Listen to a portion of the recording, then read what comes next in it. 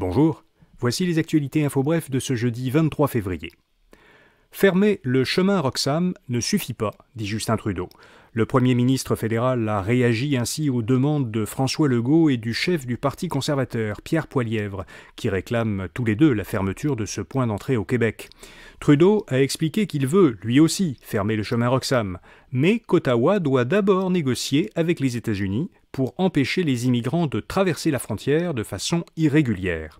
En effet, selon l'entente actuelle entre le Canada et les États-Unis, les immigrants qui demandent l'asile au Canada peuvent être refoulés uniquement s'ils se présentent à un poste frontalier officiel, et pas s'ils traversent la frontière de façon irrégulière.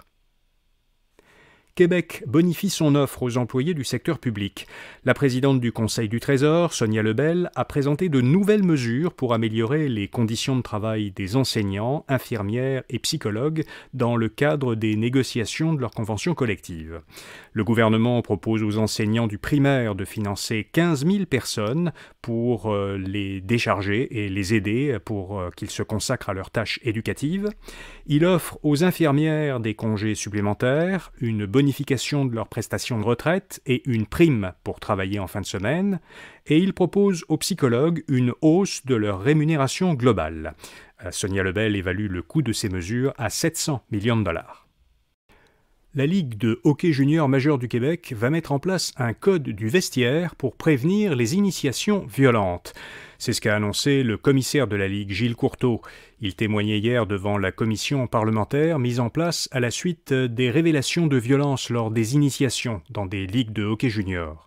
Gilles Courteau a souligné qu'aucune équipe de la LHJMQ n'est impliquée dans les allégations d'initiation violente. La Ligue s'engage toutefois à adopter, dès la saison prochaine, des règles qui devront être respectées par toutes les personnes qui entrent dans le vestiaire.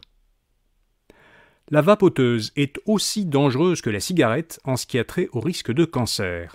Une étude de l'Université de Californie du Sud a démontré pour la première fois que les personnes qui vapotent avec des cigarettes électroniques ont autant de risques de développer un cancer et des maladies inflammatoires que les fumeurs de cigarettes traditionnelles.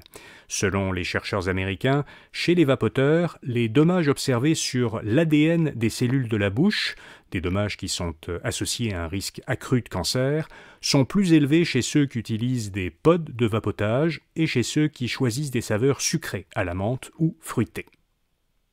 Et puis, à Rouyn-Noranda, en Abitibi-Témiscamingue, le transport collectif sera gratuit pendant au moins 1 an.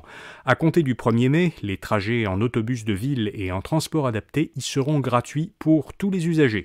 La mairesse de Rouyn-Noranda, Diane Dallaire, a précisé que, en plus de cette mesure de gratuité, l'offre de services de transport de la ville serait optimisée pour mieux répondre aux besoins des habitants en termes d'accessibilité, de fréquence, d'étendue et de temps de parcours. Voilà, vous savez l'essentiel. Pour les principales nouvelles économiques et financières, écoutez notre autre balado InfoBref Affaires ou allez à infobref.com pour voir notre infolettre d'aujourd'hui. Rendez-vous demain matin pour d'autres actualités InfoBref. Bonne journée.